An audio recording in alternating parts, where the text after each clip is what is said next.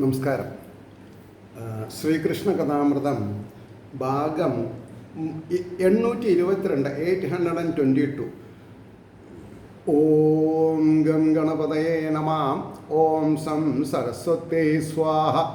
ഓം ശ്രീ ഗുരുഭ്യോ നമഃ. ഓം ശ്രീ രംഗനാഥ ശർമ്മണേ നമഃ.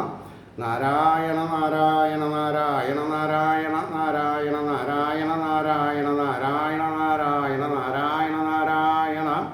ഓം ശ്രീകൃഷ്ണാർപ്പണമസ്തു. ഓം ശ്രീകൃഷ്ണായ പരബ്രഹ്മണേ നമഃ. ഓം ശ്രീകൃഷ്ണായ പരമാത്മനേ നമഃ. ഹരേ രാമ രാമ രാമ ഹരേ ഹരേ, ഹരേ കൃഷ്ണ കൃഷ്ണ കൃഷ്ണ ഹരേ ഹരേ. ഓം ശ്രീ രുക്മിണീ സത്യഭാമാ സമേത ശ്രീ ഗോപാലകൃഷ്ണസ്വാമിനേ നമഃ. ശ്രീകൃഷ്ണ കഥാമൃതം ഭഗവാന്റെ ഉപാസനാകാന്ഡം എന്നുള്ള ഭാഗത്ത് 76 സർഗം കാലസ്ഥിതി എന്നാണ്. സർഗം 76. അപ്പോൾ ഇതിൻ്റെ മുമ്പേ നമ്മൾ 75 സർഗത്തിലെ അവസാനത്തെ ശ്ലോകം 49 പറഞ്ഞു നിർത്തി. എന്തായിരുന്നു അത്? പൂയം നാളിൽ കർക്കികടരാശിയിൽ ആദ്യത്തിനോടും ഒരു കാലം ഗുരുവും ചന്ദ്രനും ഒരുമിച്ചണയും ദിനം അന്ന് കൃതയുഗാരംഭം എന്ന് പറഞ്ഞു. അപ്പോൾ ഇനി കാലസ്ഥിതിനെ പറ്റി പറയുമ്പോൾ ചന്ദ്രാദിത്യകുലങ്ങളിലുളവാം നൃപന്തൻ വിചിത്രചരിതം ഞാൻ ഭൂതം ഭാവിയും ഇപ്പോൾ ഉള്ളതും ഏതാണ്ട് ഈ വണ്ണം മുര ചെയ്തേൻ. ഏതാണ്ട് അതായത് ഓൺ ആൻ ആവറേജ് ഒരു 99% കാര്യങ്ങൾ ഭാവി ഭൂതം പ്രസൻറ്റ് അല്ലേ, അങ്ങനെ അല്ലെങ്കിൽ ഭൂതം പ്രസൻറ്റ് ഭാവി ഇങ്ങനെ വേണമെങ്കിലും പറയാം. അതാണ് പറഞ്ഞത്. ചന്ദ്രാദിത്യകുലങ്ങളിൽ ചന്ദ്രൻ ആദിത്യൻ ചന്ദ്രകുലത്തിലെയും സൂര്യകുലത്തിലെയും ആദിത്യകുലത്തിലെയും ചന്ദ്രാദിത്യ കുലങ്ങളിൽ ഉളവാം നൃപർത്തൻ വിചിത്രചരിതങ്ങൾ. എത്രയോ ചിത്രം ശിവശിവ അത്ഭുതങ്ങൾ കൂടാതെ കണ്ട് നമുക്ക് മനസ്സിലാക്കാൻ പറ്റില്ല. ചന്ദ്രവംശം സൂര്യവംശത്തിലുള്ള കഥകൾ. എന്നിട്ടോ ഏതാണ്ട് ഈ വണ്ണം മുര ചെയ്തേൻ എന്ന് പറഞ്ഞു. അതിൻ്റെ ശേഷം പറയണു, അങ്ങു പിറന്ന ദിനം മുതൽ നന്ദൻ നൃപൻ നാടുവാണോരന്നേക്കും 500-ൽ പരം 1000 ആണ്ടുകളാം 2 വത്സരം കുറയും. 500 സംവത്സരത്തിലേക്ക് 2 വർഷം കുറയും എന്നാണ് സാഹിത്യമായിട്ട് പറഞ്ഞത്. എങ്ങനെ? അങ്ങു പിറന്ന ദിനം. ആരെ? ഈ പരീക്ഷിത് മഹാരാജാവ് പിറന്ന ദിനം മുതൽ നന്ദനൃപൻ നാടുവാണോരന്നേക്കും 500-ൽ പരം 1000 ആണ്ടുകളാം 2 വത്സരം കുറയും. സപ്തർഷികളിൽ പുലഹൻ തെക്കു പടിഞ്ഞാറതിൻ വടക്കുവശം ക്രതുവും അതിൻ നടുവിൽ നേർക്കെ അശ്വിനി മുതലൊന്നു തെക്കും പിന്നീടും അതിനോടൊപ്പം ഒരേടം സപ്തർഷികൾ 100 വത്സരം നിൽക്കും. കാലസ്ഥിതി, ഓരോ കാലത്തെ കോൺസ്റ്റലേഷൻ എങ്ങനെയാണ് ഈ ഭൂമണ്ഡലത്തിൻ്റെ അല്ലെങ്കിൽ ഈ യൂണിവേഴ്സിൻ്റെ ഭൂമണ്ഡലം എന്ന് പറഞ്ഞാൽ യൂണിവേഴ്സ് തന്നെയാണ്. യൂണിവേഴ്സിലെ കോൺസ്റ്റലേഷൻ ഈ ചന്ദ്രാദിത്യന്മാരുടെ ഗതിവിഗതികൾ എങ്ങനെയാണ് പറഞ്ഞത്. അവർ ഈ കാലത്തിൽ കാണുന്നതും അകത്തു നിൽപ്പതാം നൃവര.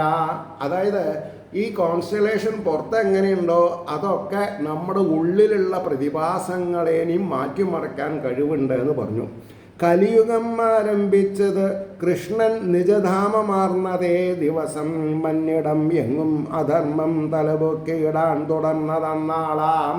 അതായത് ഈ കലികാലം തുടങ്ങിയ ദിവസം മുതൽക്ക് അധർമ്മം കാലുകുത്തി. അത് മാത്രമല്ല, കലിയുഗം ആരംഭിച്ചത് എന്ന കൃഷ്ണൻ നിജധാമം മാറുന്നതേ ദിവസം ഭഗവാൻ സ്വധാമപ്രാപ്തി വൈകുണ്ഠപ്രാപ്തി ശരീരത്തോടു കൂടി പോകണ്ടായി. അന്ന് മുതൽക്കാണ് കലിയുഗം തുടങ്ങിയത്. മലരടിയിണയാൽ മാധവൻ ഉലകിൽ മാർത്തട്ടം അലങ്കരിപ്പോളം പുഷ്പസമാനമായ അദ്ദേഹത്തിൻ്റെ പാതാരവിന്ദങ്ങൾ ഈ ഭൂമിയിലുള്ള കാലം കലി പ്രവേശിച്ചില്ല. എപ്പൊരിക്കൽ ഭൂമിയിൽ നിന്ന് ഭഗവാന്റെ തിരുപാദപത്മങ്ങൾ അപ്രത്യക്ഷമായോ അന്ന് കലി തുടങ്ങി. ഇതിൽ നിന്ന് നമ്മൾ എന്താ മനസ്സിലാക്കേണ്ടത്? നമ്മൾക്ക് on an average 60 to 80, 80 to 100 years ആണ് ആയുസ്. ഈ ആയുസ്സുള്ള കാലം നമ്മുടെ ഹൃദയഗഹ്വരത്തിൽ നിവസിക്കുന്ന ബാലാഗ്ര ശതഭാഗസ്യ വിസ്തരസ്യ ഏകോ ജീവ എന്ന് പറയുന്ന ബ്രഹ്മത്തെ നമ്മൾ ഉള്ളിൽ കാണാതെ കണ്ട് പുറത്ത് കാണുന്ന ശിലാവിഗ്രഹത്തിലാണ് എന്ന് വിശ്വസിച്ചാൽ അത് ദ്വൈതമായി മാറി. അപ്പം ഈശ്വരൻ എൻ്റെ ഉള്ളിൽ തന്നെയാണ്. ഈശ്വരൻ ഉള്ളിലുള്ളത് കൊണ്ടാണ് എൻ്റെ ശരീരാന്തർഭാഗത്തും ശരീരത്തിലുമുള്ള ഇന്ദ്രിയങ്ങളും മനസ്സും ബുദ്ധിയും പ്രവർത്തിക്കണത് എന്നൊരു ബോധം ഉണ്ടായാൽ അവരൊക്കെ രക്ഷപ്പെട്ടു, അല്ലെങ്കിൽ രക്ഷപ്പെട്ടില്ല എന്ന് ഉറപ്പാണ്. അതുകൊണ്ടാണ് പറഞ്ഞത്, ഭഗവാന്റെ തിരുപാദപത്മങ്ങളെ ആരൊരാൾ സഹാനുഭൂതിയോടുകൂടി സഹജീവികളോട് ദയയില്ലാതെ കൊണ്ട് പെരുമാറുന്നത് അവർക്കൊക്കെ ദുഃഖം പ്രധാന വിഷയമായിട്ട് മാറും. അപ്പം ഏറ്റവും നല്ല പൂജ സഹജീവികളെ ബഹുമാനിക്കുക, ആദരിക്കുക, അവരിൽ ദീനാനുബന്ധത്വം ഉണ്ടാവുക എന്നുള്ളതാണ്. അതാണ് പ്രീതികരമായിട്ട് ജീവിക്കുക. അതാണ് ഈശ്വരന് ഇഷ്ടം. അല്ലാണ്ട് ഈശ്വരനെ ശിലയിൽ കാണുന്നതല്ല. ഈശ്വരനെ യഥാർത്ഥത്തിൽ ബ്രഹ്മസ്വരൂപമായിട്ട് സഹജീവികളിൽ കാണുമ്പോൾ അവരെ ബഹുമാനിക്കുന്നത് ഈശ്വരനുള്ള സേവയായിട്ട് മാറും. ഈ ട്രിക്കി പോയിന്റ് മനസ്സിലാക്കാതെ കണ്ട് നമ്മൾ തലകുത്തി നിന്നിട്ട് യാതൊരു കാര്യമില്ല. അപ്പോൾ പറയണു, 5-ാമത്തെ ശ്ലോകം പറഞ്ഞു, മഞ്ഞിടം എങ്ങും അധർമ്മം തലപൊക്കിയിടാൻ തുടർന്നതന്നാളാം. 6-ാമത്തെ ശ്ലോകം, മലരടിയണയാൽ മാധവൻ ഉലകിൽ മാർത്തട്ടിൽ അരങ്കരിപ്പോളം കഠിനതയാർന്ന കൽക്കിയും കഴിയില്ലിവിടം ശരിക്കുകാൽ വെപ്പാൻ. ഭഗവാൻ ഭൂമണ്ഡലത്തിൽ ശ്രീകൃഷ്ണ അല്ലെങ്കിൽ ശ്രീരാമ ശരീരം സ്വീകരിച്ച് നിൽക്കുമ്പോൾ കലിക്ക് കാലെടുത്ത് വയ്ക്കാൻ സാധിക്കില്ല ഭൂമണ്ഡലത്തിൽ. അപ്പം നമ്മൾ ഭഗവാനെ ഹൃദയത്തിൽ വെച്ച് ആരാധിക്കുന്നുണ്ട് എന്ന് മായയ്ക്ക് മനസ്സിലായി കഴിഞ്ഞാൽ കലി നമ്മളെ ബാധിക്കില്ല. വെറുതെ കലികാലമാണല്ലോ എന്ന് കൊണ്ട് കൈ തട്ടിയിട്ട് രക്ഷപ്പെടാൻ പറ്റില്ല. കലികാലം ആർക്കേ ഉള്ളൂ? ഭഗവാനെ ഹൃദയപത്മത്തിൽ കാണാത്തവർക്ക്, ക്യൂല് നിൽക്കണവർക്കൊക്കെ ഉണ്ട് കലികാലം. കാരണം അവര് ദ്വൈതത്തിലാണ്. അദ്വൈതത്തിലാവണമെങ്കിൽ തന്നിൽ ഈശ്വരനുണ്ട് എന്നുള്ള മതിപ്പുണ്ടാവണം. അതുകൊണ്ടാണ് പറഞ്ഞത്, മകമാം നക്ഷത്രത്തോടും സപ്തർഷികളൊത്തു ചേർന്നൊരന്നാളാം ആരംഭിച്ചത് 12ഓളം നൂറ്റാണ്ട് ഈ എന്ന കലികാലം. 12 അങ്ങനെ സപ്തർഷികൾ ഒത്തുചേർന്നൊരന്നാളാം ആരംഭിച്ചത് 12ഓളം നൂറ്റാണ്ട്. 12 നൂറ്റാണ്ടുകൾ, അതായത് 1200 വർഷം നടത്തും.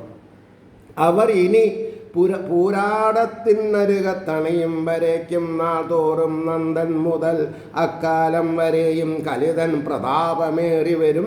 അതായത് പ്രതാപം, അതായത് അറ്റ് സ്പീക്കാവും. കൃഷ്ണൻ നിജധാമം ഭൂകിയ നാൾ തൊട്ടു മാത്രമാം മഹിയിൽ കലിയുടെ സമാഗമനം ജ്യോതിശാസ്ത്ര പ്രവീണർമതമാം. ഇത് ജ്യോതിശാസ്ത്ര വിശാരദന്മാര് കണക്ക് കൂട്ടി പറഞ്ഞിട്ടുള്ളതാണ്. അത് തെറ്റ് വരില്ല. കൃഷ്ണൻ നിജധാമം പൂകിയ നാൾ തൊട്ടു മാത്രമാം മഹിയിൽ കലിയുടെ സമാഗമനം ജ്യോതിശാസ്ത്ര പ്രവീണർ തന്മതമാം. ദേവന്മാരുടെ വത്സരം ഈ വണ്ണം 1000 കഴിഞ്ഞിടിൽ.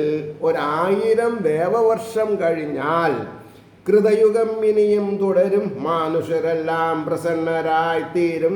മനുഷ്യന്മാരുടെ 1000 വർഷമല്ല, ദേവന്മാരുടെ എന്നാണ് പറഞ്ഞത്. കാരണം ദേവന്മാരൊക്കെ ഈ 365 ദിവസം ഒരു ദിവസം പകലോ രാത്രിയായിട്ട് മാറുകയാണ്. അപ്പോൾ പറഞ്ഞു, അതെ, 4 യുഗങ്ങളിൽ മനുകുല ഭൂപാലർക്കെന്തേ വിധം നിലയാം. 4 യുഗങ്ങൾ, കൃതയുഗം, ത്രേതായുഗം, ദ്വാപരയുഗം, കലിയുഗം. ഈ 4 യുഗങ്ങളിൽ മനുകുല ഭൂപാലർക്കെന്തേ വിധം നിലയാം. വിപ്രാദികളാം വർണ്ണം 3നും ഉളവാവത് ഈ ജഗത്തിങ്കൽ. ഈ ഭൂമിയിൽ വിപ്രാദികളായിരിക്കുന്ന വർണ്ണം, ബ്രാഹ്മണ ക്ഷത്ര വൈശ്യ ശൂദ്ര അങ്ങനെയാണ് ചാതുർവർണ്ണ്യം എന്ന് പറയുന്നത്. അത് എങ്ങനെയാണ്? ഈ വിധം എത്ര മഹാന്മാരായോരാണിവിടെ വാണതോർത്തിയിടുകൾ. ഓരോ വർണ്ണത്തിലും അധികേമന്മാരായിട്ട് അനേകായിരം ആൾക്കാർ ഈ ഭൂമണ്ഡലത്തിൽ വിരാജിക്കുണ്ടായിട്ടുണ്ട്. ഈ വിധം എത്ര മഹാന്മാരായോരാണിവിടെ വാണതോർത്തിടുകൾ. പേരാൽ മാത്രം കേൾക്കപ്പെടും അവർ തൻ പുണ്യകീർത്തിയെ. അവരവരുടെ ആ മഹാന്മാരുടെ പേരുകൾ ഉച്ചരിച്ചാൽ തന്നെ മനസ്സിന് ശാന്തിയും സമാധാനവും ശ്രീയും ഐശ്വര്യവും ഉണ്ടാവുന്ന പറഞ്ഞത്. ശന്തനു സഹജൻ ദേവാവിയും മധുമട്ടവർ വംശജൻ മരുവും. ശന്തനു സഹജൻ, ശന്തനുവിൻ്റെ കാലത്ത് ജീവിച്ചിട്ടുള്ള ദേവാഭിയും അതുമട്ട് അർക്കവംശം സൂര്യവംശത്തിൽ ജനിച്ച മരുവും യോഗബലത്താൽ ഇന്നും വാണണിയിപ്പൂ കലാപമാം ഗ്രാമം. കലാപഗ്രാമത്തിന് അവർ ഇന്നും വാണണിയിപ്പൂ അവരെ വർത്തിക്കുന്നുണ്ട് എന്നാ പറഞ്ഞത്. കലിയുഗം അവസാനിപ്പവൾ വിവരം ഇവിടം വന്നു ഭാഗവതാജ്ഞയോടും. കലിയുഗം അവസാനിപ്പ അളവ് ഇവരിവിടം വന്നു ഭഗവതാജ്ഞയോടും പ്രചരിപ്പിക്കും വർണ്ണാശ്രമതം മുമ്പിൽ മാതിരി തന്നെ. അതായത് ഈ രണ്ട് കൂട്ടര് ശന്തനുവിൻ്റെ എന്താ പറയുക സഹജന്മാരായിട്ടിരിക്കുന്ന ഈ രണ്ടു പേരും കലാപഗ്രാമത്തിൽ ഇരിക്കുന്നുണ്ട് തപസ് ചെയ്തിട്ട്. എപ്പോൾ ഒരിക്കൽ കൃതയുഗം പുറപ്പെടുവോ തുടങ്ങണു അപ്പോൾ വന്നിട്ട് ഈ ചാതുർവർണ്ണ്യം ഭഗവാൻ പറഞ്ഞ പോലെ അവരെ സ്ഥാപിക്കുന്ന പറഞ്ഞത്. തുടരുന്നു കൃതത്രേതാ ദ്വാപര കലി ഈ വിധത്തിൽ 4 യുഗം. അപ്പോൾ ഭഗവാൻ നിശ്ചയിച്ച പോലെ കൃതയുഗവും ദ്വാപരയുഗവും കൃതയുഗവും ത്രേതായുഗവും ദ്വാപരയുഗവും കലികാലവും അണുയിട തെറ്റാതെ കണ്ട് സംഭവിച്ചു കൊണ്ടിരിക്കണം. എന്നിട്ട് പറയണു ഭൂതലം ഇതിലെന്നെന്നും ഭരണവും ഏൽക്കുന്നു പല നൃപാലകരും. പല പല രാജാക്കന്മാരെ ഈ ഭൂമണ്ഡലത്തെ നയിക്കുന്നുണ്ട്. പക്ഷേ ഈ കാലങ്ങളും ഈ വർണ്ണങ്ങളൊക്കെ തെറ്റാതെ കണ്ട് നടന്നുകൊണ്ടിരിക്കുന്ന പറഞ്ഞത്. രാജാവായാൽ പോലും മരണമടഞ്ഞാലുടൻ വെറും പ്രേതം. സാധാരണക്കാരൻ കുടിലിൽ വാഴുന്ന ഒരു പ്രജയും രാജകൊട്ടാരത്തിൽ ജീവൻ പോയ രാജാവിൻ്റെയും ജീവൻ പോയതിന് ശേഷം പറയാ പ്രേതം എന്നേ പറയുള്ളൂ, അല്ലാണ്ട് രാജാവിൻ്റെ പ്രേതം എന്ന് പറയില്ല. അപ്പം ജീവിച്ചിരിക്കുമ്പോൾ ഉണ്മ വിട്ട് കളിക്കരുത്. എന്താ ഉണ്മ? ഞാൻ ദേവാംശജനാണ്, ഭഗവാൻ ചൈതന്യവത്തായിട്ട് എൻ്റെ ഉള്ളിൽ ഇരിക്കുന്നുണ്ട് എന്നുള്ള ബോധത്തോടു കൂടി പെരുമാറുക, അതിനെ ബഹുമാനിക്കുക. അതുള്ളവരും തെറ്റാവർത്തിക്കുകയാണെങ്കിൽ അങ്ങോട്ട് തിരിഞ്ഞു നോക്കരുത്. ചില ക്ഷേത്രങ്ങൾ ആൾക്കാരെ പിന്നോട്ട് നടക്കും. കാരണം എന്താ, കഴിയുന്നത്ര ഭഗവാനെ കാണട്ടെ വിചാരിച്ചിട്ട്. പക്ഷെ ഭഗവാൻ നമ്മുടെ ഉള്ളിൽ തന്നെ നമ്മുടെ എല്ലാ ആഗ്രഹാഭിലാഷങ്ങളും നിറവേറ്റിക്കൊണ്ടിരിക്കുന്നു. ആ ഭഗവാനെ നമ്മൾക്ക് കാണാൻ സാധിക്കണില്ല. രാജകുടുംബത്തിലത്തെ പിന്നെ എന്താ പറയുക, പ്രകടമാവുന്ന ഐശ്വര്യത്തോടു ഇരിക്കുന്ന ക്ഷേത്രങ്ങളിൽ പോയാൽ നമ്മൾക്ക് എന്തോ ഒന്നില്ലാത്ത ഒരു പ്രീതി, അത് പാടില്ല. ഭേദഭാവന പാടില്ല. അവിടെയാണ്. അപ്പോൾ സഹചരെ ബഹുമാനിക്കുക, എല്ലാവരെയും സ്നേഹിക്കുക. പക്ഷേ ദുർദശയുള്ളവർ, ദുഷ്ടന്മാർ തിരിഞ്ഞു നോക്കാൻ പാടില്ല എന്ന്. അതുകൊണ്ടാണ് പറഞ്ഞത്. അപ്പോൾ പറഞ്ഞു പ്രേതാണ് എന്ന് പറയണ്ടായല്ലോ. രാജാവായാൽ പോലും മരണമടഞ്ഞാലുടൻ വെറും പ്രേതം അതിനാം ജനവിദ്രോഹം ചെയ്യുവതറിയില്ല അതേ കിടും നരകം. ഇത് ഞാനല്ല പറഞ്ഞത്, ഭാഗവതം പറയണു. സഹജന്മാർക്ക് ദുരിതത്തെ പ്രദാനം ചെയ്താൽ നരകത്തിൻ്റെ കോട്ടവാതിൽ തുറന്നിട്ടുണ്ടാവും. എപ്പോൾ വേണമെങ്കിലും അങ്ങോട്ട് കയറി ചെല്ലാം. കാരണം എന്താ, ഈ സ്നേഹിക്കാനും ബഹുമാനിക്കാനും കഴിയേണ്ട മനസ്സിനെ ദുരുദ്ദേശപരമായിട്ട് അഹങ്കാരത്തോടുകൂടി വെച്ചിട്ടുണ്ടെങ്കിൽ അത് അവസാനം നമ്മളെ എത്തിക്കുന്നത് നരകത്തിലേക്കാണ്. അതുകൊണ്ടാണ് അങ്ങനത്തെവരായിട്ട് സഹവാസം ചെയ്യരുത് എന്ന് പറയും. ചളി കണ്ടാൽ മാറി നടക്കണം എന്ന് പറയും. അപ്പോൾ ദേഹം ഞാൻ ഈ കാൺമത് സകലവും എൻ്റേതും എന്നുറപ്പിച്ചോൻ. അങ്ങനെയാണ്. തൽക്കാലത്തേക്ക് കുറച്ച് ചില്ലറ കയ്യിൽ വരുമ്പോൾ അവരവരുടെ താഴെയും മേലെയും ഉള്ളവരെ അറിയില്ല എന്ന് നടിച്ചിട്ടുണ്ടെങ്കിൽ അവർക്കല്ല എൻ്റെ പ്രശ്നം, ആര് നടിച്ചു അവർക്കാണ് പ്രശ്നം. അതൊരു സങ്കടമുണ്ട്. പക്ഷെ സങ്കടപ്പെട്ടിട്ട് യാതൊരു കാര്യമില്ല. കാരണം സങ്കടം എന്നുള്ളത് കർമ്മത്തിൽ വരുന്ന വികല്പം കൊണ്ടുണ്ടാവുന്നതാണ്. സദാസേവ്യ സദാസേവ്യ ഭാവം കൃഷ്ണ ഗുരുവായൂരപ്പ ലോകാ സമസ്താ സുഖിനോ ഭവന്തു. അത് ഹൃദയത്തിൽ തട്ടിപ്പറയണം, ഹൃദയത്തിൽ തട്ടി പെരുമാറണം. അങ്ങനെ വരുമ്പോഴാണ് അതിന് സാങ്കത്യം ഉണ്ടാവുന്നത്. അതുകൊണ്ടാണ് പറഞ്ഞത്, ദേഹം ഞാൻ ഈ കാൺമത് സകലവും എൻ്റേതും എന്നുറപ്പിച്ചോൻ എല്ലാം കൈവിട്ടൊരു ദിനം എങ്ങോ പാവം മരിച്ചു പോവുകയാം. എവിടെ വീണ് മരിക്കുക എന്ന് പറയാൻ പറ്റില്ല. മാത്രമല്ല കയ്യൂക്കാൽ ഈ ഉലകം കാൽച്ചോട്ടിൽ അണച്ച വീരവീരരെയും, കയ്യൂക്കാൽ ഈ ഉലകം കാൽച്ചോട്ടിൽ അണച്ച വീരവീരരെയും കാലം കഥകളിൽ മാത്രം കാണിച്ചും കൊണ്ടുവാഴുകയാണെന്നും കഥയിൽ രാജകുമാരനുണ്ട് എന്ന് പറഞ്ഞുകൊണ്ട് നമ്മുടെ മക്കൾക്ക് വലുതാവുമോ? ഇല്ല. അവരവരെ രാജകുമാരൻ പോലെ വളർത്താൻ ഈശ്വര സഹായമുണ്ടായാൽ ആ രാജകുമാരനോടല്ല പ്രതിപത്തി വേണ്ടത്, രാജകുമാരനാക്കി തന്ന ഭഗവാനോടാണ് നമുക്ക് പ്രതിപത്തി വേണ്ടത്. കാരണം ഈശ്വര ഹിതം ഇല്ലാതെ കൊണ്ട് ഒരാൾ അധപ്പതിക്കില്ല, ഒരാൾ നന്മി നേടില്ല. അവ ജഗതീശ്വരനായിരിക്കുന്ന ബ്രഹ്മസ്വരൂപൻ ജീവചൈതന്യമായിട്ട് നമ്മുടെ ഉള്ളിലിരിക്കുമ്പോൾ അതിനെ ബഹുമാനിക്കാൻ സാധിച്ചാൽ ഈ ലോകം മുഴുവൻ നമ്മുടെ കാൽച്ചുവട്ടിലാണ്. അത് അഹങ്കരിക്കാനല്ല, സ്നേഹിക്കാൻ. അപ്പോഴാണ് ഈ ലോകാസമസ്ത സുഖിനോ ഭവന്തു എന്നുള്ളതിന് അർത്ഥം മനസ്സ് തട്ടുള്ളൂ, കേൾക്കുന്നവൻ്റെയും പറയുന്നവൻ്റെയും. അതുകൊണ്ട് കയ്യൂക്കാൽ ഈ ഉലകം കാൽച്ചോട്ടിൽ അണച്ച വീരവീരരെയും കാലം കഥകളിൽ മാത്രം കാണിച്ചും കൊണ്ടുവാഴുകയാണെന്നും ഇത് ശ്രീകൃഷ്ണ കഥാമൃതേ കലികൽമഷനാശനെ ഉപാസനാകാണ്ഡേ ഷൽ സപ്തതിതമ സർഗ സർവത്ര ഗോവിന്ദനാമ സങ്കീർത്തനം ഗോവിന്ദ ഗോവിന്ദ. ഇനി 77-ാം സർഗത്തിലേക്ക് പോയാൽ ഭൂമിഗീതം, ഭഗവത്ഗീത മാത്രമല്ല, പിന്നെ എന്താണെന്നാ പറയുക, ബ്രാഹ്മണൻ്റെ ഗീതയുണ്ട്, ഭ്രമരഗീതയുണ്ട്, ഭൂമിഗീതം, ഭൂമിയുടെ ഗീത. അതെന്താ? ഭൂമി ദേവി ചിരിക്കുന്നു തന്നെ കയ്യിലൊതുക്കുവാൻ വെമ്പും മൃത്യുവശന്മാരെ നോക്കി ഉൾപ്പൂവിൽ ഈ വിധം. ഇത് ഞാൻ എപ്പോഴും നോക്കും. കാരണം ഞാൻ 92-ൽ വാങ്ങിയ മുതൽ എൻ്റെ കയ്യിലിരിക്കുകയാണെങ്കിലും എൻ്റെ കാലശേഷം എൻ്റെ കുട്ടികൾക്ക് ഇഷ്ടമല്ലെങ്കിൽ ഇത് ആരുടെയെങ്കിലും കയ്യിലേക്ക് പോകും. അപ്പോൾ ആ ഒരു ടെമ്പററി പീരീഡിൽ മാത്രം ഞാൻ ഇതിൻ്റെ ഉടമസ്ഥൻ. അപ്പോൾ ലോകത്തുള്ളവരുടെ ഒക്കെ സ്ഥിതി ഇതാണ്. അപ്പോൾ ഇതിൽ നമ്മൾ ഭ്രമിക്കരുത്. എന്തുണ്ട് എന്തില്ല, ഇല്ലായ്മയിൽ നിന്നുള്ള ഉണ്ടാവാനും ഉണ്ടായത് നഷ്ടപ്പെടാനും വലിയ കഷ്ടമില്ല.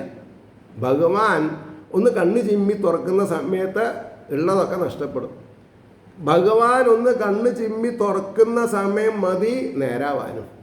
അതുകൊണ്ടാണ് പറഞ്ഞത് ഭൂമി ദേവി ചിരിക്കുന്നു, പരിഹസിക്കുക എന്നാണ് പറഞ്ഞത്. എന്തിനെ? തന്നെ കയ്യിലൊതുക്കുവാൻ. വെട്ടിപ്പിടിച്ച് എത്ര വെട്ടിപ്പിടിച്ചത് എന്ന് ആർക്കും അറിയില്ല. എവിടെയൊക്കെ ഭൂമി ഉണ്ട് തൻ്റെ പേരിൽ എന്നുള്ളത് അറിയാത്ത ആൾക്കാരുണ്ട്. പക്ഷേ വെമ്പും മൃത്യുവശന്മാരെ, അവരും മൃത്യുവശം പെട്ടാൽ ആ ഭൂമിയുടെ ഉടമസ്ഥന്മാർ അവരല്ല, അല്ലാതെ ഉണ്ടാവും. നോക്കി ഉൾപ്പൂവിൽ ഈ വിധം നുര പോലുള്ള ദേഹത്തിൽ വിശ്വസിക്കുന്നു വിഡ്ഢികൾ. വെള്ളം കുടിക്കണമെങ്കിൽ നൊര കുടിച്ചതുകൊണ്ടായില്ല, പത കുടിക്കാൻ പറ്റില്ല. അപ്പോൾ ഇവിടെ എന്താ പറഞ്ഞത്? നുര പോലുള്ള ദേഹത്തിൽ, വെള്ളത്തിലെ നുര പോലെയാണ് മനുഷ്യൻ്റെ ആയുസ് എന്നാണ് പറഞ്ഞത്. ഇത് ഓർമ്മയുണ്ടെങ്കിൽ തെറ്റ് ചെയ്യില്ല. അപ്പോൾ നുര പോലുള്ള ദേഹത്തിൽ വിശ്വസിക്കുന്ന വിഡ്ഢികൾ സ്ഥിരയാം എന്നെ ആം കയ്യിൽ നിർത്താൻ ആശിപ്പതത്ഭുതം. ഈശ്വരനെ ഞാനാണ് കൊണ്ട് നടത്തണത്. ഉത്സവം എൻ്റെ വകയാണ്. ഇന്നത്തെ എന്താ പറയുക, ദീപസ്തംഭം നിറയ്ക്കൽ, ഇന്ന് വളക്ക് വെപ്പ് എൻ്റെ വകയാണ്. ഉദയാസ്തമനം എൻ്റെ വകയാണ്. ഒരു ദിവസം ഉദയാസ്തമനത്തിന് ഈശ്വരനെ പൂജിച്ചാൽ മതിയോ? നമ്മൾ ഉറങ്ങുമ്പോൾ ഒക്കെ അസ്തമന, നീക്കുമ്പോൾ ഒക്കെ ഉദയ. അപ്പോൾ അതിന് സഹായിക്കുന്ന ജഗദീശ്വരൻ നമ്മുടെ ജാഗ്രതാവസ്ഥയിലും സ്വപ്നാവസ്ഥയിലും സുഷുപ്തിയിലും ജാഗരൂകനായിട്ടിരുന്ന് ഉറങ്ങുന്നതിന് മുമ്പ് നമ്മുടെ ഓർമ്മ എന്താണോ അതിനെ തിരിച്ചു തരുന്നത് തന്നെ വലിയ മഹാഭാഗ്യമല്ലേ. എത്ര വലിയ ബമ്പർ ലോട്ടറി അടിച്ചാലും ഓർമ്മയില്ലാത്തവൻ്റെ സ്ഥിതി ഒന്ന് ആലോചിച്ച് നോക്കൂ. അപ്പോൾ എത്ര കോടി ബമ്പർ അടിച്ചു എന്നല്ല, എത്ര ശാന്തിയും സമാധാനം നമ്മൾ അനുഭവിക്കണം, എത്ര ഈശ്വരൻ്റെ വാക്കുകൾ ഉച്ചരിക്കാൻ നമ്മൾക്ക് സാധിക്കണം. ആ നാമത്തിൽ കൂടെ നാമിയുടെ ഗുണഗണങ്ങൾ നമ്മളിൽ പ്രവേശിക്കണില്ലേ? ശാന്തി യാ ദേവി സർവഭൂതേഷു ശാന്തി രൂപേണ സംസ്ഥിത നമസ്തസ്സേ നമസ്തസ്സേ നമസ്തസ്സേ നമോ നമ. അപ്പോൾ ശാന്തി, തുഷ്ടി, പുഷ്ടി ഇതൊക്കെ ദൈവിക കലകളാണ് എന്ന് മനസ്സിലാക്കി കഴിഞ്ഞിട്ടുണ്ടെങ്കിൽ ടാർഗറ്റ് കിട്ടുന്ന ഡോക്ടറായിട്ട് എന്താ കാര്യം? കുറച്ച് കാശുണ്ടാകും എന്നല്ലാണ്ട് എത്ര ആളുടെ ശാപം വാങ്ങി കെട്ടണം? ആലോചിച്ച് നോക്കൂ. ഇപ്പോൾ NS-66 എത്രയോ സ്ഥലത്തിൽ പൊട്ടിപ്പൊളിയണു. അതുണ്ടാക്കിയ ആൾക്കാരും അതിൽ നിന്ന് കിമ്പളം പറ്റിയവർക്കും ഇടുത്തി വീടില്ല തലയിൽ. ആലോചിച്ച് നോക്കൂ, എത്ര ആൾക്കാർക്ക് ഇടിഞ്ഞു വീണിട്ട് അതിൻ്റെ അടിയിലുള്ള അടുത്തുള്ള വീടുകളൊക്കെ നശിക്കുക, ജീവൻ നഷ്ടം വരിക. അപ്പോൾ ഇതൊന്നും ആലോചിക്കാനുള്ള കഴിവില്ലാതെ കണ്ട് ഞാൻ കേമനാണ്, ഞാൻ ഉന്നത കുലജാതകനാണ്, എനിക്ക് ആ ഡിഗ്രി ഉണ്ട് ഈ ഡിഗ്രി ഉണ്ട് എന്ന് പറഞ്ഞിട്ട് എന്താ കാര്യം? ഇത്ര ഡിപ്പോസിറ്റ് ഉണ്ട് പറഞ്ഞിട്ട് നമുക്ക് എന്താ കാര്യം? ഈ ഡിപ്പോസിറ്റ് നമ്മുടെ കയ്യിലാണോ? എമർജൻസി 10,000 രൂപ വേണമെങ്കിൽ 10 ആളുടെ 1,000 റുപ്യ കടം വാങ്ങണ്ടേ? കോടിക്കണക്കിന് രൂപ ബാങ്കിലുണ്ടെങ്കിലും 3-4 ദിവസം പെട്ടെന്ന് ബാങ്ക് ഹോളിഡേ വന്നാൽ എമർജൻസി ഒരു 16 റുപ്യക്ക് ഉള്ളവനും കടം വാങ്ങണം. അതാണ് നമ്മൾ പഠിക്കേണ്ടത്. അതിൽ നിന്ന് പല ഗുണപാഠങ്ങളും നമ്മൾ പഠിക്കണം. അപ്പോൾ ഇവിടെ എന്താ പറഞ്ഞത്? ഇന്ദ്രിയങ്ങളെ വെന്നിടാം ആദ്യം, പിന്നീടു മന്ത്രിയെ പട്ടാളങ്ങളെയും പിന്നെ നാട്ടുകാരെയും അങ്ങനെ. അതായത് നുര പോലുള്ള ദേഹത്തിൽ വിശ്വസിക്കുന്ന വിഡ്ഢികൾ സ്ഥിരയാം എന്നെ ആം കയ്യാൽ നിർത്താനാശിപ്പത് അത്ഭുതം. എന്നെ ഉള്ളം കയ്യിൽ നെല്ലിക്ക പോലെ എന്നെ കൈകാര്യം ചെയ്യാൻ ശ്രമിക്കുന്ന ആൾക്കാരുണ്ട്. ഞാനാണ് ട്രസ്റ്റി, ഞാനാണ് മാനേജർ, ഞാനാണ് ഗവൺമെൻറ് നോമിനി എന്നൊക്കെ പറഞ്ഞിട്ട്. നിങ്ങളൊരു കാര്യം ചെയ്യൂ, നിങ്ങളുടെ ഉള്ളിലുള്ള 6 വൈരികളുണ്ട്. ആരാ? കാമ, ക്രോധ, മത, മത്സര, ലോഭങ്ങൾ. അതിനെ ജയിച്ചിട്ട് നിങ്ങൾ എൻ്റെ അടുത്തേക്ക് വരുന്ന ഭഗവാൻ പറഞ്ഞത്. നിങ്ങൾക്ക് എൻ്റെ അടുത്തേക്ക് എപ്പോൾ വേണമെങ്കിലും വരാം, എൻ്റെ സമ്മതം വേണ്ട. പക്ഷെ നിങ്ങൾ ഷഡ്വൈരികളെ ജയിച്ചിട്ടുണ്ടായിരിക്കണം. നിങ്ങളുടെ ഒരു എന്താണെന്നാ പറയുക, വഴിപാടും എനിക്ക് വേണ്ട, സ്വർണവും വേണ്ട, വെള്ളിയും വേണ്ട, ബുക്കും വേണ്ട, ഒന്നും വേണ്ട. ഇന്ദ്രിയങ്ങളെ വെന്നിടാം ആദ്യം, പിന്നീടു മന്ത്രിയെ പട്ടാളങ്ങളെയും പിന്നെ നാട്ടുകാരെയും അങ്ങനെ വശീകരിച്ചു തോൽപ്പിക്കാം ശത്രുക്കളെ മുഴുക്കയും. എന്നാൽ എൻ കയ്യിലാം ഭൂമണ്ഡലം ഒക്കെയും ഈ വിധം ഓർക്കും വിമൂഢൻ കാണുന്നില്ല. അന്തകൻ പിന്നിൽ നിൽപ്പതായി. വെട്ടിപ്പിടിച്ച് വലിയ മുതലാളിയായിട്ട് എന്തൊക്കെയാണ് ചെയ്യേണ്ടത് എന്ന് വിചാരിക്കുമ്പോഴേക്കും അന്തകൻ വന്ന് കഴുത്തിൽ കയറിട്ട് വെച്ച് കൊണ്ടുപോവും എന്നുള്ള സത്യാവസ്ഥയെ തിരസ്കരിച്ചു കൊണ്ടുള്ള ജീവിതം ആർക്കാണ് മുതൽക്കൂട്ടാവുക? അത് നമ്മൾ സമാധാനം കണ്ടെത്തണം. അപ്പോഴാണ് സമാധാനം ഉണ്ടാവുക. ഞാനൊന്നും അറിഞ്ഞില്ല രാമനാരായണ എന്ന് പറയുമ്പോൾ അതിൻ്റെ വൈകാരിക തലത്തിൽ നമ്മുടെ മനസ്സ് എത്ര കളങ്കമില്ലാത്തതാണ് എന്നുള്ളത് ബോധിക്കുന്ന ചൈതന്യം നമ്മുടെ ഉള്ളിലുണ്ട് എന്ന സത്യവസ്തുവിനെ തിരസ്കരിച്ചു കൊണ്ടുള്ളൊരു ജീവിതം ആർക്കും ഗുണം ചെയ്യില്ല. അതുകൊണ്ടാണ് പറഞ്ഞത് അപ്പോൾ പറഞ്ഞു ഓർക്കും വിമൂഢൻ കാണുന്നില്ല അന്തകൻ പിന്നിൽ നിൽപ്പതായി. മരണം നമ്മുടെ നിഴലാണെന്നുള്ള ബോധം കുട്ടിക്കാലം മുതൽക്ക് ഉണ്ടാവണം. അപ്പോൾ ആരേനും നമ്മൾ വശീകരിക്കില്ല, ആരേനും നമ്മൾ ചതിക്കില്ല. ഈ ചതി എപ്പോഴാണ് വരുന്നത്? താൽക്കാലിക സുഖത്തിന് വേണ്ടിയിട്ട്. അപ്പോൾ അതല്ല എനിക്ക് വേണ്ടത്. എനിക്ക് ശ്രേയസ്സായിട്ടുള്ള അനശ്വരതയാണ് വേണ്ടത്, ഈശ്വരാധീനാണ് എനിക്ക് വേണ്ടത്. മരിച്ചു കഴിഞ്ഞാൽ നല്ലത് പറയാൻ ആൾക്കാരുണ്ടാവണം. അറ്റ്ലീസ്റ്റ് ആര് പറഞ്ഞില്ലെങ്കിലും നമ്മുടെ മനസാക്ഷിക്ക് അറിഞ്ഞാൽ മതി, നമ്മൾ രക്ഷപ്പെടാൻ പറ്റും. അതുകൊണ്ടാണ് ജിതേന്ദ്രിയത്വവും മറ്റും മുക്തിക്കല്ലാതെ കേവലം തുച്ഛങ്ങൾക്ക് ഉപയോഗിപ്പോൻ എത്ര നിർഭാഗ്യനാം നൃപ. വ്യാസപുത്രനായിരിക്കുന്ന പേര് വരുമ്പോഴാണ് പ്രശ്നം വരുന്നത്. വ്യാസപുത്രനായിരിക്കുന്ന തത്തമ്മത്തല എന്ന് പറയാം നമുക്ക്. നാളെ നിങ്ങൾക്ക് മനസ്സിലാവും. എനിക്ക് പെട്ടെന്നാണ് വായയിൽ വരുന്നില്ല, ഒരു ബ്ലൈൻഡ് ആവുക, സാരമില്ല.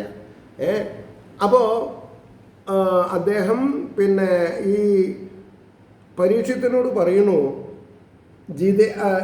അപ്പോൾ പറഞ്ഞു ദുരാശ കാരണം ദ്വീപരാന്തരം നേടുകയാണവൻ. ദ്വീപാന്തരം അതായത് ദ്വീപുകൾ കൂടി സ്വന്തമാക്കിയിട്ടുള്ള ആൾക്കാരുണ്ട്. അതുകൊണ്ടാണ് പറഞ്ഞത് ഓർക്കും വിമൂടൻ കാണുന്നില്ല അന്തകൻ പിന്നിൽ നിൽപ്പതായി ദുരാശ കാരണം ദ്വീപാന്തരം തേടുകയാണവൻ. ജിതേന്ദ്രിയത്വവും മറ്റും മുക്തിക്കല്ലാതെ കേവലം തുച്ഛങ്ങൾക്ക് ഉപയോഗിപ്പോൻ എത്രയും നിർഭാഗ്യനാം നൃപ. തുച്ഛകാര്യങ്ങൾ നടത്താൻ ഈശ്വരനെ കൂട്ടുപിടിക്കരുത് എന്നാണ് പറഞ്ഞത്. നിഷ്കാമത്വം, നിഷ്കാമനായിട്ട് ജീവിക്കുക. എന്നാൽ ഈശ്വരൻ നമ്മുടെ വൈഭോഗങ്ങളൊക്കെ നടത്തിത്തരും. അതുകൊണ്ടാണ് പറഞ്ഞത്. അപ്പോൾ പറഞ്ഞു തുച്ഛങ്ങൾക്ക് ഉപയോഗിപ്പോൻ എത്രയും നിർഭാഗ്യനാം നൃപ. മനുക്കൾ പോലും മരണമാർന്നതോർക്കാതെ മനുഷ്യൻ വനുവംശാധിപന്മാരായിരിക്കുന്ന മനുക്കളടക്കം മനുഷ്യവർഗത്തിൻ്റെ തലവന്മാരടക്കം ശരീരം വിട്ടു പോകുന്നുണ്ട്. അപ്പോൾ യുദ്ധം ചെയ്തു മറ്റും എന്നെ നിലനിർത്താൻ കൊതിക്കയാം അല്ലേ. അയൽ രാജ്യത്തിനെ തോൽപ്പിച്ചിട്ട് അവരുടെ രാജ്യം കൂടിയും കൂട്ടിപ്പിടിച്ച് ഞാൻ ചക്രവർത്തിയാണെന്ന് പറഞ്ഞ് അഹങ്കരിക്കണേൽ എന്താ കാര്യം? അപ്പോൾ പറയണു അച്ഛനും മകനും കൂടി വെറും മമത കാരണം. അച്ഛനെ കള്ളു കുടിക്കണമെന്ന് താല്പര്യം ഉണ്ടാവുക, അല്ലെങ്കിൽ അച്ഛന് അമ്പലത്തിൽ പോകണം എന്ന് ആഗ്രഹം ഉണ്ടാവുക, മകന് കള്ളു കുടിക്കണം എന്ന് ആഗ്രഹം ഉണ്ടാവുക. അച്ഛനോട് കാശ് ചോദിച്ചു, അച്ഛൻ കൊടുത്തില്ല, കൊടുത്തു കമ്പിപ്പാര കൊണ്ടൊരു തലയ്ക്കൊരടി. പിന്നെയോ ഗോതമ്പുണ്ട തിന്നാം. പക്ഷെ ഇപ്പോൾ ഗോതമ്പുണ്ടൊന്നുമല്ല ജയിലിൽ. ഒരു ദിവസം മട്ടൻ, ഒരു ദിവസം മത്സ്യം, പിന്നെ കോഴിയിറച്ചി, പിന്നെ പോത്തിറച്ചി, അങ്ങനെ ഇറച്ചികളുടെ ഒരു സന്നാഹമാണ്. പിന്നെ അത്യാവശ്യം ആൾക്കാരെ പാട്ട് പിടിച്ചിട്ടുണ്ടെങ്കിൽ ഏത് തരത്തിലുള്ള മാരകമായിട്ടുള്ള എന്താണെന്നാ പറയുക, കഞ്ചാവ് മുതൽക്കുള്ള കാര്യങ്ങൾ അവിടെ കിട്ടും. ഫോൺ ഉപയോഗിക്കാം. ഒരു മന്ത്രിക്ക് എത്രത്തോളം ലൗകിക കാര്യങ്ങളുണ്ടോ അത്രത്തോളം ജയിൽ പുള്ളികളും അനുഭവിക്കുന്നുണ്ട് ചിലവരുടെ ഒത്താശകൾ മൂലം എന്ന് പേപ്പറിലൊക്കെ വായിക്കാറുണ്ട്. അതുകൊണ്ടാണ് പറഞ്ഞത്. അപ്പോൾ ഇതൊന്നും ശാശ്വതമല്ല എന്ന് നമ്മൾ മനസ്സിലാക്കാൻ വേണം. അപ്പോൾ അച്ഛനും മകനും കൂടി വെറും മമത കാരണം എനിക്ക് വേണ്ടിയ അന്യോന്യം ബദ്ധശത്രുക്കളാകയാം. ബദ്ധശത്രുക്കളെ 10 ഉറുപ്പ്യ വരുമ്പോഴേക്കും എല്ലാം നേടിയെന്നൊരു തെറ്റിദ്ധാരണ. അങ്ങനെ പാടില്ല. അതിനാണ് കുട്ടിക്കാലത്ത് എന്ത് പഠിക്കണം? പുരാണ ഇതിഹാസങ്ങളുടെ തത്വങ്ങൾ പഠിക്കണം. കഥ പറയാൻ സാധിച്ചിട്ട് സാരമില്ല. പണ്ടൊരു രാജാവ് ഉണ്ടായിരുന്നു എന്ന് ആർക്ക് വേണമെങ്കിലും പറയാം. നമ്മൾ രാജാവാവണുണ്ടോ കർമ്മകുശലത കൊണ്ട്? അതാണ് നമ്മൾ ശ്രദ്ധിക്കേണ്ടത്. നമ്മുടെ ശരീരത്തിലെ ഇന്ദ്രിയങ്ങളാകുന്ന പ്രജകളെ നയിക്കാൻ നമ്മൾക്ക് രാജവേഷം കെട്ടാൻ പറ്റുമോ? എന്നാ ജയിച്ചു. അപ്പോൾ എനിക്ക് വേണ്ടി അന്യോന്യം, അതായത് ഭൂമിക്ക് വേണ്ടി അന്യോന്യം ബദ്ധശത്രുക്കളാകയാം. എൻ്റേതായുള്ളൊരു ഈ ഭൂമി നിൻ്റേതാകുവതെങ്ങനെ? ഇതെനിക്ക് അച്ഛൻ തന്നതാണ്, ഇതെനിക്ക് അമ്മ തന്നതാണ്, ഇതെൻ്റെ ഭാര്യയുടെ സ്വത്താണ്, ഇതെൻ്റെ ഭർത്താവിൻ്റെ സ്വത്താണ്. അങ്ങനെ ആയിട്ട് കാര്യമില്ല. അപ്പോൾ പറഞ്ഞു എൻ്റേതായുള്ളൊരു ഈ ഭൂമി നിൻ്റേതാകുവതെങ്ങനെ? ഈ വിധം മൂഢർ വാദിച്ചു തമ്മിൽ തല്ലി മരിക്കയാം. സംശയമൊന്നുമില്ല. പിന്നെയോ പൂരൂരുവസ്സും പൃഥുവും മാന്ധാന്താവും യയാദിയും ഗഡ്വാങ്കനും രാവണനും ഗാധിയും തൃണബിന്ദുവും ശര്യാദിയും നരകനും ഹിരണ്യാക്ഷാദി വീരരും മറ്റും പലേ മഹാശൂരവീരന്മാരും നൃപാലരും ഏകഛത്രാധിപതിയാം ഞാനെന്ന ഉൾപ്പൂവിൽ എത്രയും അഹങ്കരിച്ചു വാണുള്ളോരെങ്ങോ മണ്ണിൽ മറഞ്ഞുപോയി. ഒന്നും വേണ്ട, നിങ്ങൾ വിഷ്ണു സഹസ്രനാമം പഠിക്കണ്ട, ലളിതാ സഹസ്രനാമം പഠിക്കണ്ട, നമഃശിവായ ചൊല്ലണ്ട. ഈ ഭൂമി ദേവിയുടെ വിലാപം അല്ലെങ്കിൽ ഭൂമി ദേവിയുടെ കൂക്കി ആർത്തിട്ടുള്ള ഈ ഗീതം ദിവസേന കാലത്ത് എണീക്കുമ്പോഴും കിടക്കുമ്പോഴും ഒന്ന് വായിച്ചു നോക്കൂ, തെറ്റ് ചെയ്യില്ല. ഞാൻ എപ്പോഴും പറയാറുണ്ട്, ഈ ഗവൺമെൻറ്, അതായത് വില്ലേജ് ഓഫീസ് മുതൽ ഗവർണറുടെ ഓഫീസ് വരെ അല്ലെങ്കിൽ മുഖ്യമന്ത്രിയുടെ ഓഫീസ് വരെയുള്ള എല്ലാവരെയും 3 മാസം കൂടുമ്പോൾ ചിത്രയിലത്തെ ചൈൽഡ് വിഭാഗം വാർഡ് കോഡൊന്ന് നടത്തിക്കുക, തെറ്റ് ചെയ്യില്ല. കാരണം എന്താ, 3 മാസം ശരിക്കും ഉറങ്ങാൻ പറ്റില്ല. ഞാൻ കണ്ടിട്ടില്ല, ഞാൻ പറഞ്ഞു കേട്ടിട്ടുണ്ട്, അതുകൊണ്ടാണ് ഞാൻ പറഞ്ഞത്. ഓരോ കുട്ടികളും അവരുടെ രക്ഷാകർത്താക്കളും അനുഭവിക്കുന്ന നരകയാതന മനസ്സിൽ കണ്ടാൽ പിന്നെ കിമ്പളം വാങ്ങണമെന്ന് തോന്നില്ല. ഇനി അങ്ങനെ തോന്നുന്നുണ്ടെങ്കിൽ അവരെ വെടിവെച്ച് കൊല്ലും വേണം. അങ്ങനെ ഒരു നിയമം വരണം, എന്നാൽ രക്ഷപ്പെടാം. അല്ലാതുകൊണ്ട് രക്ഷപ്പെടാൻ ബുദ്ധിമുട്ടാന്നാണ് പറഞ്ഞത്. അതുകൊണ്ടാണ് പറഞ്ഞത്, പൂരൂരുവസ്സും പൃഥുവും മാന്ധാന്താവും യയാദിയും ഗഡ്വാങ്കനും രാവണനും ഗാധിയും തൃണബിന്ദുവും ശര്യാദിയും നരകനും ഹിരണ്യാക്ഷാദിവീരരും മറ്റും പല മഹാശൂരവീരന്മാരാം നൃപാലരും ഏകഛത്രാധിപതിയാം ഞാനെന്ന ഉൾപ്പൂവിലത്രയും അഹങ്കരിച്ചുവാണുള്ളോരെങ്ങോ മണ്ണിൽ മറഞ്ഞുപോയി എന്നാണ് ഭൂമിദേവി പറയണത്. ഇത് നമ്മുടെ മനസ്സിൽ ഓർത്തുകൊണ്ടിരുന്നാൽ തെറ്റുകൾ ചെയ്യാതെ ഇരിക്കാൻ പറ്റുമെന്ന് മാത്രമേ എനിക്ക് പറയാനുള്ളൂ. മനസ്സിലായില്ലേ? ഏവർക്കും ശ്രീഹരിയുടെ അനുഗ്രഹാശിസ്സുകൾ നിർലോഭം ഉണ്ടാവട്ടെ എന്ന് പ്രാർത്ഥിക്കുന്നതിനോടൊപ്പം ലോകാ സമസ്ത സുഖിനോ ഭവന്തു ആയിരിക്കട്ടെ നമ്മുടെ പ്രാർത്ഥന.